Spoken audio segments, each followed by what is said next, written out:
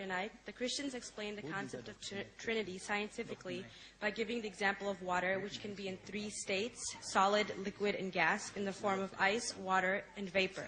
Similarly, one God is a triune God, Father, Son, and Holy Ghost. Is this explanation scientifically correct? Just a comment before I give the answer. We should not tempt God, we should not test God, but here we aren't testing God, we are testing the human being.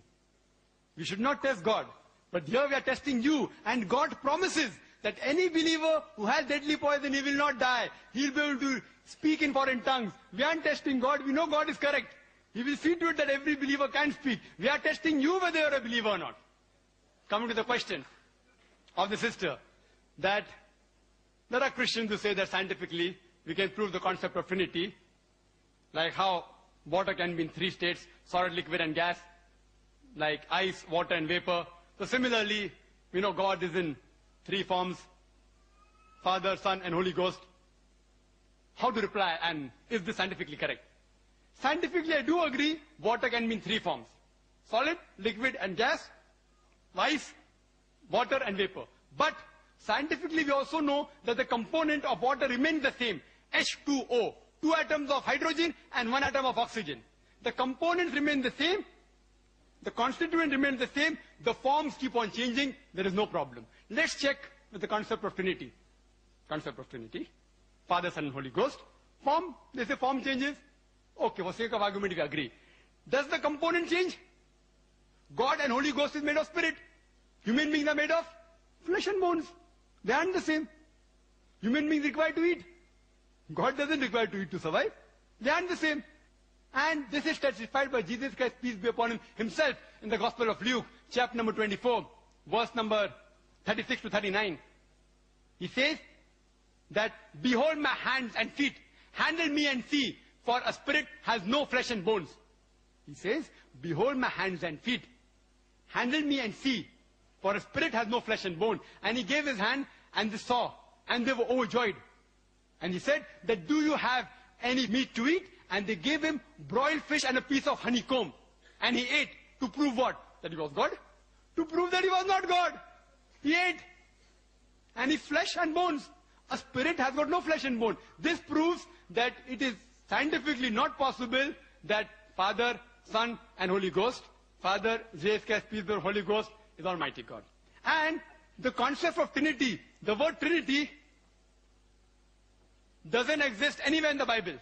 The word Trinity is not there in the Bible, but it is there in the Quran. Quran says in Surah Nisa chapter 4 verse 171, it says, وَلَا تَقُولُوا ثَلَاثَةً. Don't say Trinity. إِنْتَوْ خَيْرٌ لَكُمْ. This has stopped, it's better for you. Trinity is also there in Surah Ma'idah chapter number 5, verse number 73, which says, لَقَدْ كَفْرَ الَّذِينَ قَالُوا إِنَّ اللَّهُ ثَالِثُ ثَلَاثَةٍ. They are doing kufr, they are blaspheming, those who say that Allah is three in one, is a triune God. Jesus Christ, peace be upon him, never said he was God. The concept of Trinity doesn't exist in the Bible. The only verse which is closest to the concept of Trinity is the first epistle of John, chapter number 5, verse number 7, which says, for there are three that bear record in heaven, the Father, the Word, and the Holy Ghost, and these three are one.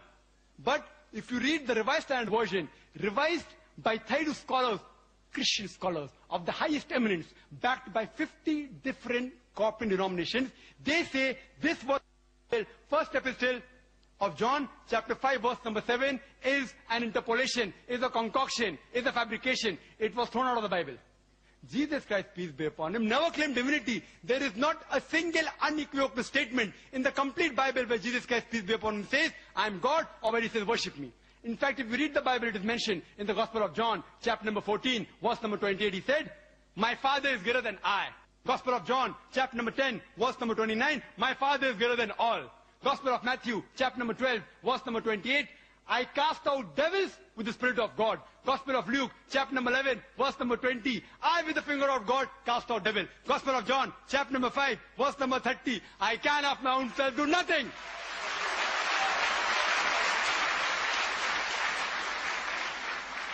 I can of my own self do nothing. As I hear, I judge. And my judgment is just. For I seek not my will, but the will of my Father. Anyone who says not my will, but God's will, he's a Muslim. Muslim means a person who submits his will to Almighty God. Jesus Christ, peace be upon him, said, not my will, but God's will. He was a Muslim, and he was, alhamdulillah, one of the mightiest messengers of God. We believe that he was born miraculously, without any male intervention. We believe he gave life to the dead with God's permission. We believe that he healed those born blind and lepers with God's permission. We respect Jesus Christ, peace be upon him, as one of the mightiest messengers of God, but he is not God, and he is not a part of the Trinity. Trinity doesn't exist. Quran says, Qul huwallahu ahad, say he is Allah one and only. Jazak- before we have